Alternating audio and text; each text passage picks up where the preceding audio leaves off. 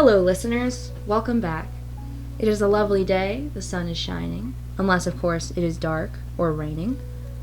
In today's broadcast, we're going to be discussing the insidious ways in which kids' media, like Disney, affects the way our society functions, how we see other people, and the way that we live our individual lives.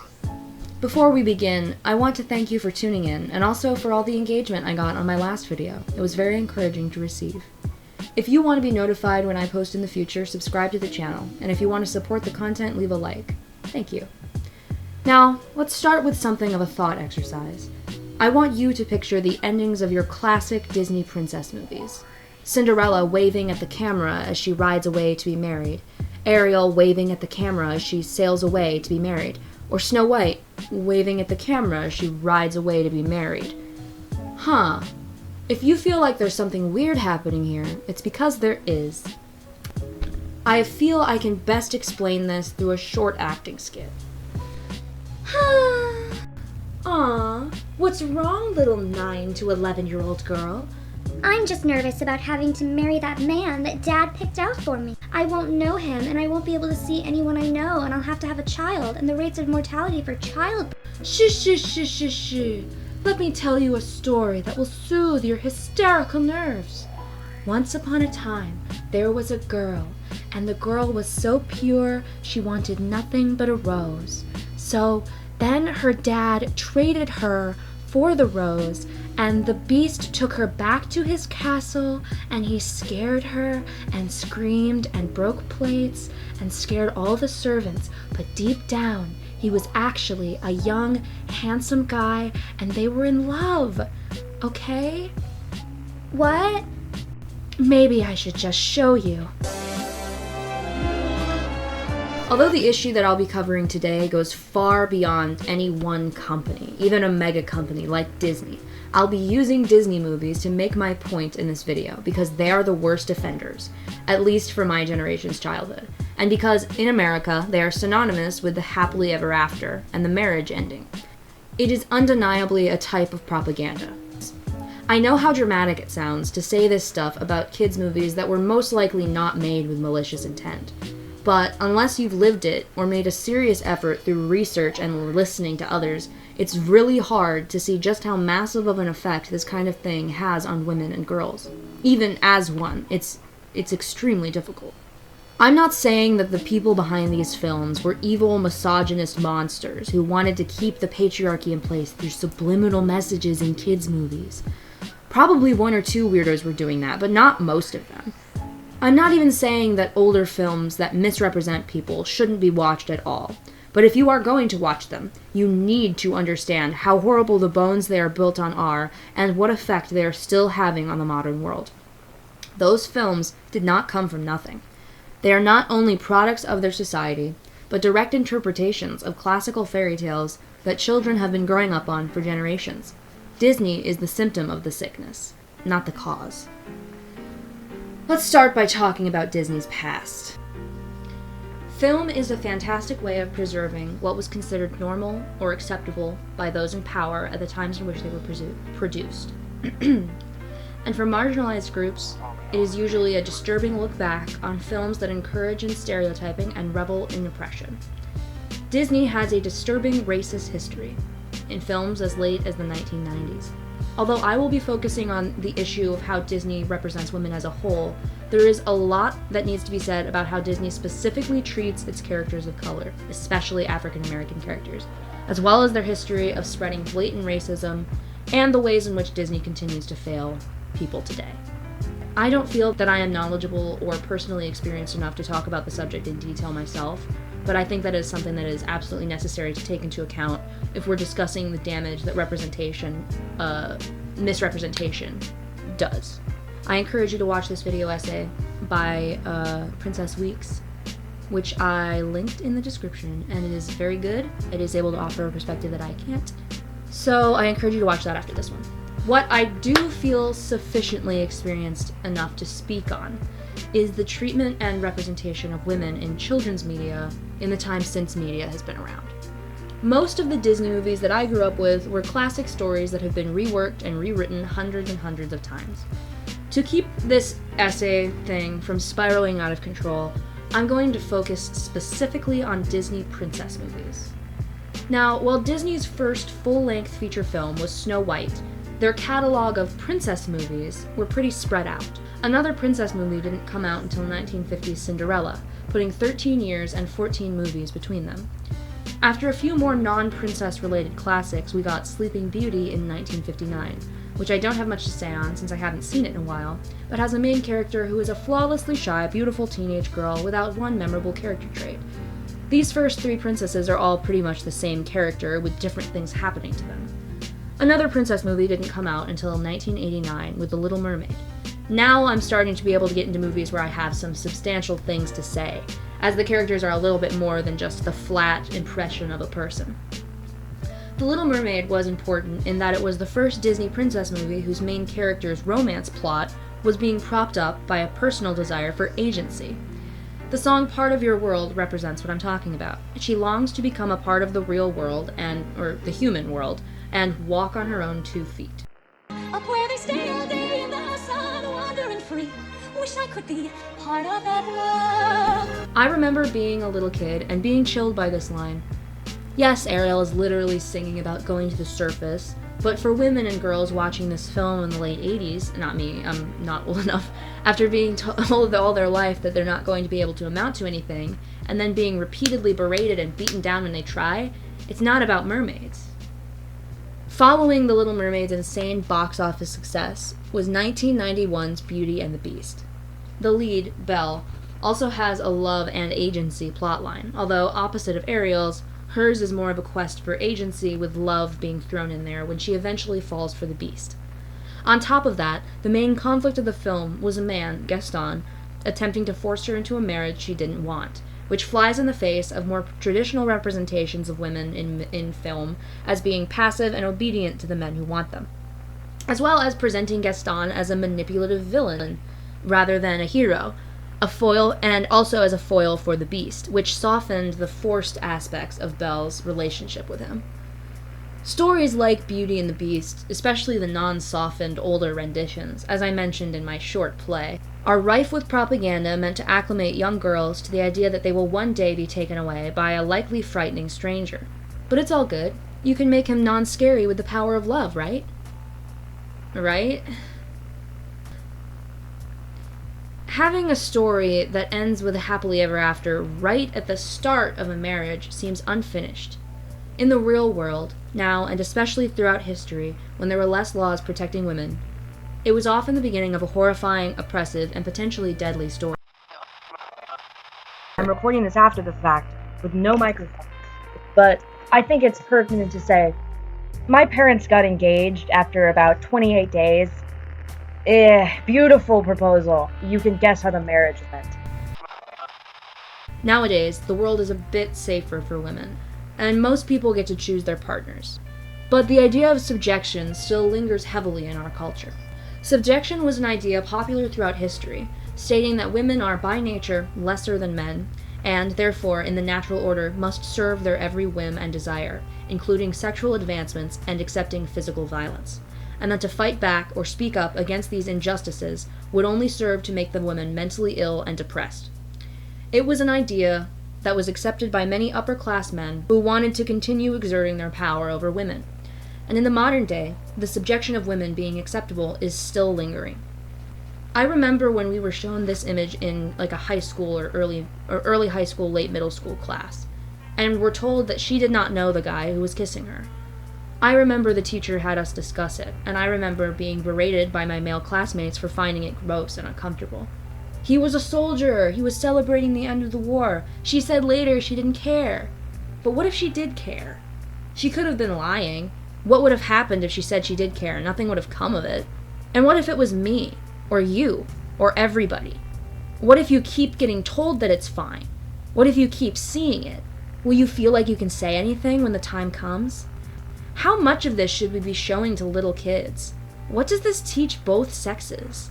Anyway, the year after the release of Beauty and the Beast, Disney put out Aladdin, with a male protagonist, but featuring prominent love interest Princess Jasmine, who I don't even feel comfortable talking about. She is horribly sexualized for a character who's supposed to be a 16-year-old girl, And it's not just her. Aladdin 2, for a lot of the movie, has washboard abs and an open vest. These characters are way more sexualized than Disney's representation of non-Middle Eastern characters. Ariel was a fish, so she had her whole business out, and I get that. And there were definitely a few weird moments in that movie, and then one foot scene, but that didn't feel so fetishy. There's a 1978 book by Edward Said called Orientalism that talks about this subject in detail. Not specifically about Aladdin, but if you will totally see it. An interesting point that book made was that the Western interpretation of the Orient does not exist. The geographical distinctions are non-existent. A Western author writing about the Orient might be writing about vastly different cultures and countries with no distinction.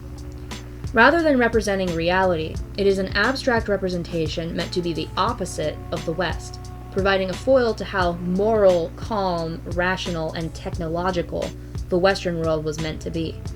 Compare the pastoral French countryside of Beauty and the Beast and the fictional setting of Agrabah, and you will see exactly what Syed is talking about.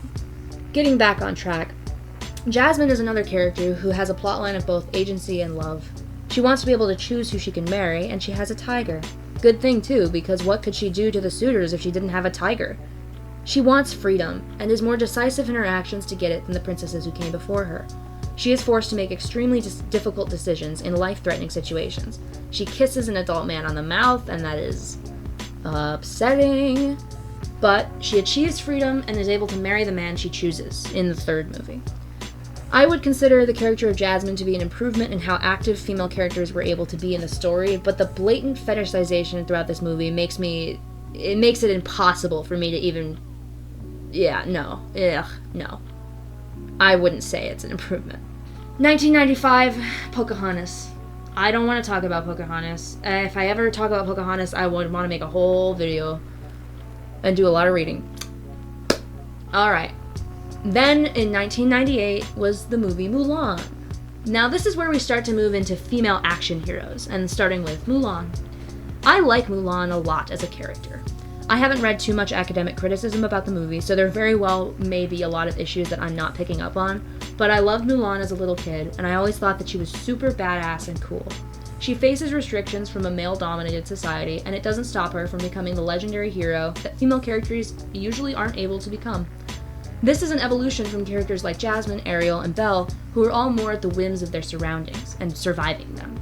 She is, of course, forced into a love plotline, but it is very secondary to her main mission, and it seems more like her male love interest, I can't remember his name right now, is pursuing her while she's doing her own thing. Which is a step toward what we're seeing now, which is female-centered stories without a love interest. Mulan is a trail marker for when princess characters started to become more driven, powerful figures with distinct personalities and flaws. Mulan was the last princess before a string of experimental 2D and 3D animated films lasting for about 10 years, until 2009 when their as of now last 2D animated feature film was released, The Princess and the Frog. It features Tiana, a young woman saving up for a restaurant she wants to buy in New Orleans. She possesses traits beyond being simply appealing to men, which makes her a more suitable role model for children. Still, she has many of her own issues as a character, and the movie ignores the racism inherent in the setting they chose. While the film is a story about a black woman, it is undeniably written by and for a white audience, who either don't understand or are flat out scared of the elements of blackness that they wrote into their own story.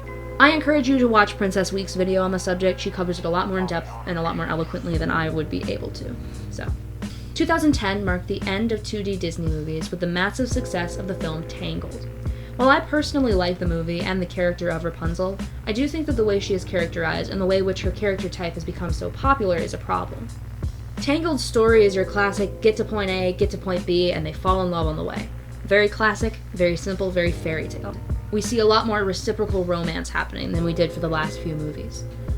And also, speaking of romance, like I said, I do like this movie, and whatever, it's a movie, and everyone said it. But if this was the real world, get Eugene the hell away from her.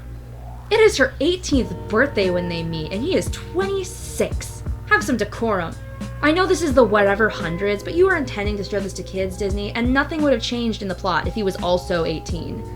And, to make matters worse, she knows nothing about the world. Rapunzel is completely reliant on him until they find her family. Of course she fell in love with him. He is literally the first man she's ever met, and her only source of knowledge and protection in the world. And sure, Eugene's a nice guy and he doesn't abuse this power he has over her, but in the real world, what are the chances of that happening? Rapunzel is presented as foolish, naive, cutesy, and ignorant. This is because she was locked in a tower, and her skill set and personality does grow as she gets out into the world. But this type of personality just reminds me of something. I just can't put my finger on it. Oh, right.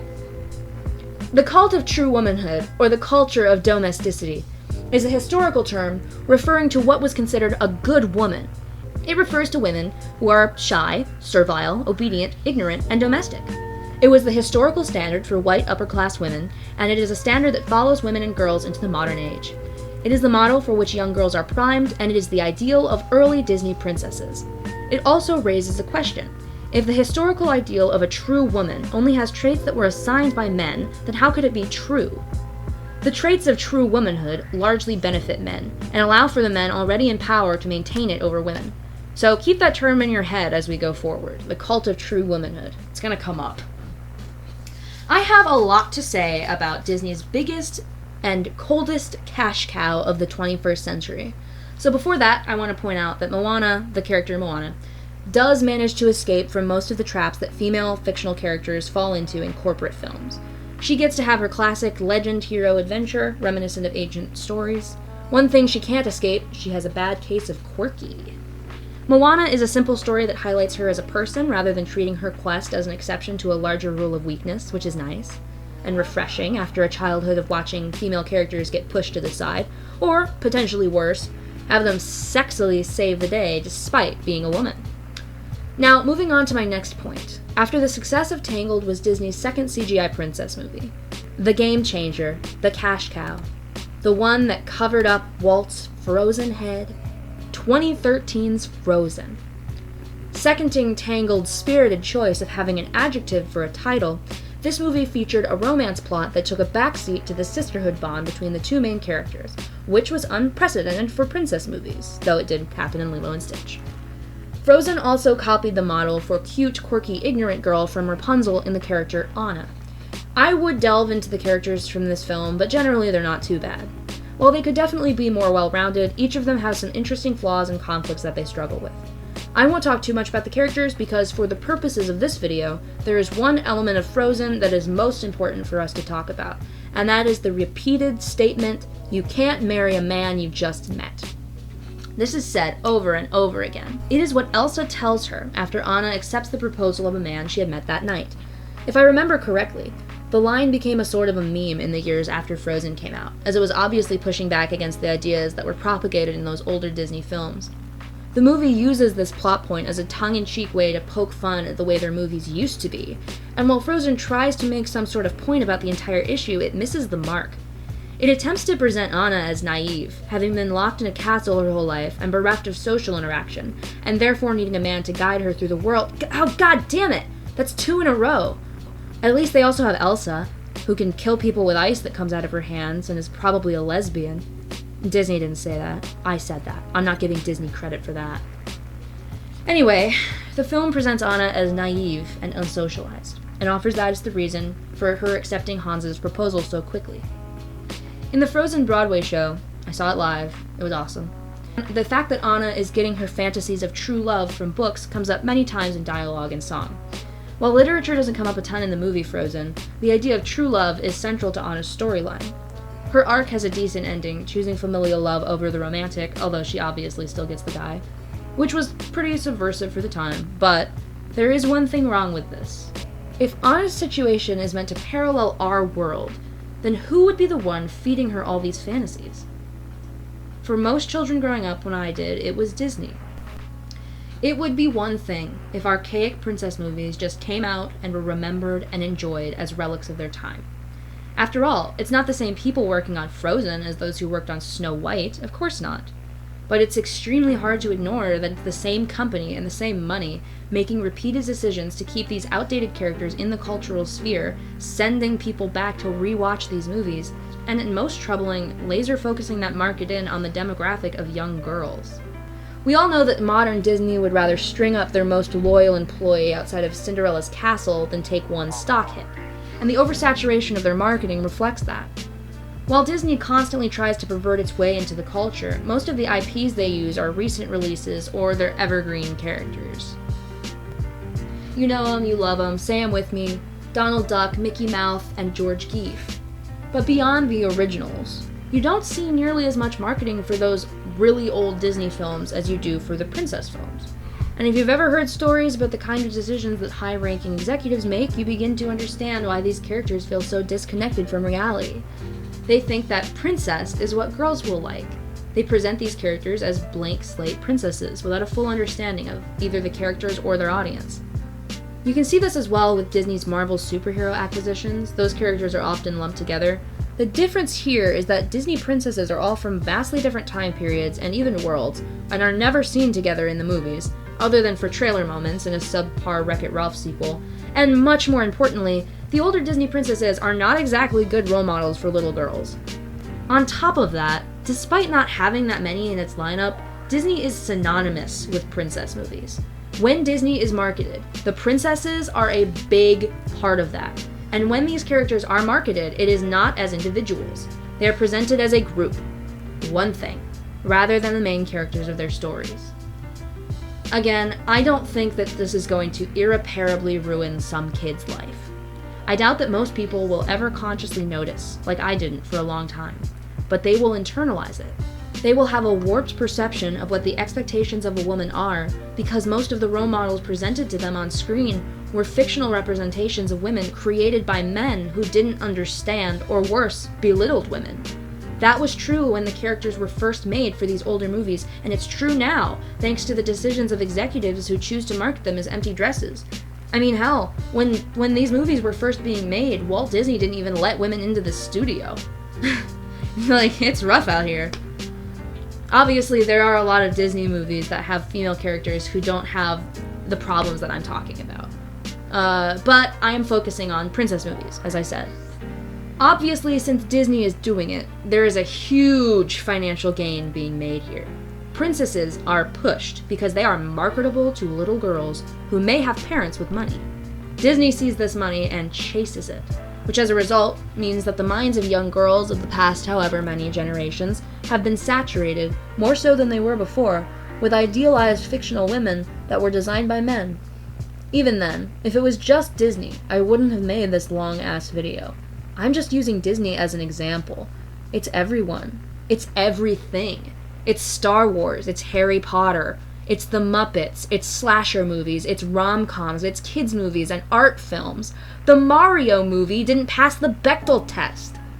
So much media only has female characters that are crammed into the sidelines and are only able to support the main story. And when that is not the case, it is treated as an exception, and everyone is expected to bow down to the great feminist executives. What does real life look like for a woman when so many stories that are the most accepted and well-loved don't have women impacting the story at all? What does your outlook on life become when most of the beloved stories of your childhood are full of idealized women, empty-headed and happy to be subjected to the fancy of strange men? And if you aren't interested in a partnership with men, then what does your life look like as a woman? What story can you have if it doesn't have a man in it? And what does womanhood look like when it's shared with other women? And why is it so different from the womanhood that's presented to men? Growing up, there becomes more and more of a disconnect between life and stories. When I was young, I took these films for what they were, with none of the historical or social context that I have as an adult.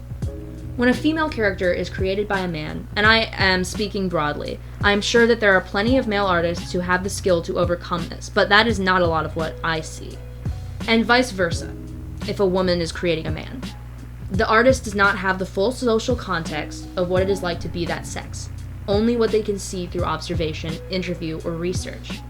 And while a woman has infinite access to a media of what it is like to be a man created by men, men don't. And it ends up becoming kind of a self-fulfilling prophecy. Most of the Disney princesses, even the newer ones, seem a little to the left of human. They seem like shiny sculptures because they don't have realistic character flaws, and most of them, especially the ones from the older movie, belong to the cult of true womanhood. Their flaws are things that are appealing to the patriarchy. Naive, weak, clumsy, immature. Sure, Disney tried to remedy this by making girls who were perfect and strong-willed, with Rapunzel, Anna, Moana, and most recently, what's-her-face, Asha. But all attempts at giving them any meaningful character flaws fall completely flat because they're too scared of their female leads seeming unappealing to give them anything interesting. So they all just end up the same. And I know it's Disney. And maybe there are some grungy, gross, unappealing female characters somewhere in their long lineup. But for princesses, no. They are market ready with a Toy Store approved dress. So why, might you be asking, are little girls so enamored with these princesses if they have so many problems? Because, my dear listener, propaganda works. It worked on me. And if you grew up watching it, it worked on you too. Unless you were a baby genius, it works. So be aware of it. And maybe be mindful of what you let kids watch until they're old enough that you can talk to them about the nuances of what they're watching. My intention with this broadcast is not to say that Disney as a company is malicious, although I do believe that they are doing damage and have done damage with their films and marketing, and their environmental impact is definitely malicious. But I don't think that the way they represented and marketed women was done with the intention of oppressing them. It was done to market off of the oppression of women that has existed since the advent of society, which isn't really that much better, but I'll take it. I'm also not saying that older films with derivative or potentially harmful representations of groups have no value or that they shouldn't be watched at all. If you are watching older movies that present flat, shallow, or stereotypical representations of certain people, take them as they are and think very critically about the ways in which they were allowed to be created and how that may make you subconsciously view people in reality. Watch these things critically if you watch them. And I don't know if I'm allowed to encourage you to sail the 7 seas, but if you don't want to financially support them, then I totally wouldn't blame you. And that's all for now, listeners. Thank you for tuning in to my second broadcast, and if you caught the last one, then doubly thank you. Leave a like to support the content, and subscribe if you want to be notified when I upload video essay content in the future. This video in particular is about a topic that I'm forced to think about a lot due to being assigned female and growing up watching movies and television meant for kids with the same depressing cookie-cutter female characters. And I have a lot of thoughts on that, so if you have some of your own, I'd like to hear them in the comments. I am only one person, and there is no way for me to be able to cover this topic from every angle that it deserves, so if you have your own thoughts or experiences with this, then I'd love to hear about it. That being said, if you don't agree with me, that's fine, but keep it academic and respectful, please. I don't want to see people screaming at each other, and I'm just gonna delete the crazy ones. Thank you again, listeners. This has been Ashtreelane.